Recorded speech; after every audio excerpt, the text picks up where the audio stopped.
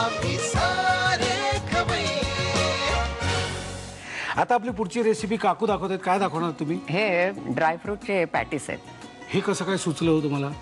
म्हणजे आता तुमचे मी बघते ना खवय्ये प्रोग्राम, तुम्हाला काजू किती आवडतात, ड्रायफ्रूट तुम्ही नेहमी खात असता, बरं. म्हणून तुमच्यासाठी मी ड्रायफ्रूटचे पॅटीस करायचं ठरवलंय. क्या बात आहे. मला साहित्य सांगता काय काय? हा सांगते ना.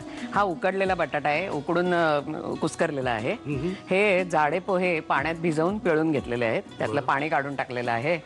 या शेवया आपल्याला वरून लावायला लागणार आहेत. या बटाट्यात मिक्स करायला आपल्याला आलं लसूण पेस्ट लागणार आहे, कोथिंबीर, जिऱ्याची पूड, मध, लिंबाचा रस, थोडीशी हळद आणि ह्या सारणात घालायला खोबरं आणि कोथिंबीर आणि मीठ. आपण सारणातही घालणार आणि मीठ आपल्याला यालाही लागणार, वरच्या पारीलाही लागणार. साहित्य आपण बघितलं. आता जाऊया प्रत्यक्ष कृतीकडे. पण इथे तेल तापत ठेवलं ते तापलंय, त्यामुळे इथे ब्रेक घ्यायची गरज नाही. आपण पुढे जाऊया. आता काय करायचं मला सांगा. हा, आता आपण एक बाउल घेऊया आणि त्याच्यात हे मिक्स करून घेऊया. त्याच्यात हा उकडलेला बटाटा घ्यायचा, त्याच्यात हे पोहे घालायचे जे आपण भिजवलेत थोडा वेळ ते.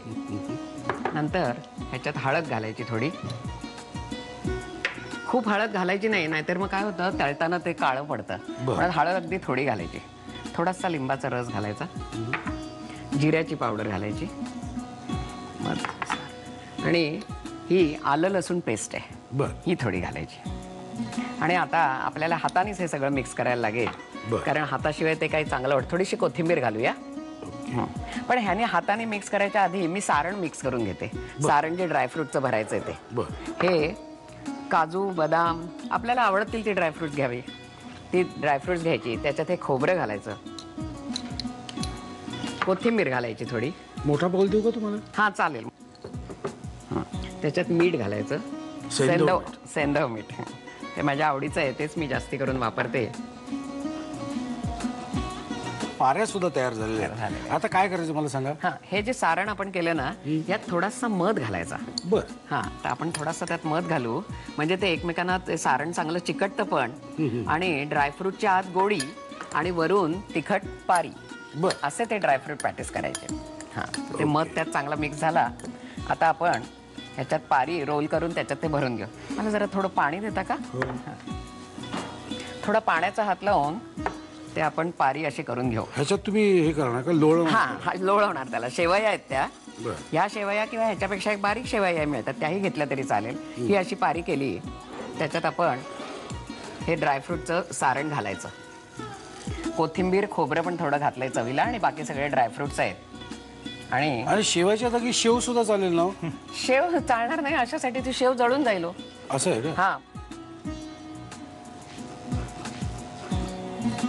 मला काका तुम्हाला विचारायचं होतं, तुम्ही मुलांसाठी अजून काही हे मी रिटायरमेंट घेतल्यानंतर एक ठरवलं की ह्याच्या पुढे आपण अर्निंग पिरियड आपला संपला, आता कमवायचं नाही, आता द्यायचं, जे आपल्याला समाजाने दिलंय ते परत द्यायचं. म्हणून मी एक विषय ध्येय घेतलं की शिक्षणाच्याकडे वळायचं मुलांच्या, आणि काउन्सिलिंग सुरू केलं मी, स्टुडंट्स काउन्सिलिंग म्हणून. आणि हे समाजकार्य म्हणून आम्ही करतो. म्हणजे मुलांनी दिशा कुठली घ्यावी, कुठले विषय निवडाल. जी काही परदेशी जाणारी मुलं आहेत, उदाहरणार्थ अमेरिकेला जायचं मुलांना, तर त्या मुलांना मी ॲप्लिकेशन कसे कराल, तयारी कशी कराल, अभ्यास कसा कराल, कुठल्या परीक्षा द्याल, कुठले विषय निवडाल तिथल्या युनिव्हर्सिटीत, असा हा मुलांचा कल बघून ते मी त्यांना गाईड करतो. आणि यात एक मानसिक समाधान मिळतं की आपण काहीतरी करतोय. आता हे झालं की तुम्ही जी पुढे नंतर चटणी बनवणार आहात त्याच्यावरच खायचं आहे. हो, लक्ष ठेवा, चटणी बनवण्यात अजून पण ह्याचं साहित्य आणि कृती तुम्ही ताबडतोब लिहून घ्या. ड्रायफ्रुट्सचे पॅटीस बनवण्यासाठी लागणारं साहित्य: ड्रायफ्रुट्स, उकडलेले बटाटे, भिजवलेले जाडे पोहे, शेवया, आलं लसूण पेस्ट, कोथिंबीर, जिरेपूड, मध, लिंबाचा रस, खोबरं आणि मीठ. कृती: प्रथम एका बाउलमध्ये उकडलेले बटाटे घेऊन त्यामध्ये भिजवलेले पोहे, हळद, लिंबाचा रस, जिरेपूड, आलं लसूण पेस्ट आणि कोथिंबीर घालून पारीसाठीचं मिश्रण एकजीव करून घ्यावं. दुसऱ्या बाउलमध्ये ड्रायफ्रुट्स घेऊन त्यामध्ये ओलं खोबरं, कोथिंबीर, मध आणि सैंधव घालून सारण एकजीव करावं. बटाट्याच्या पारीमध्ये ड्रायफ्रुट्सचं सारण घालून पॅटीस तयार करावेत आणि शेवयांमध्ये हे पॅटीस घोळवून शॅलो फ्राय करून घ्यावेत. आम्ही सारे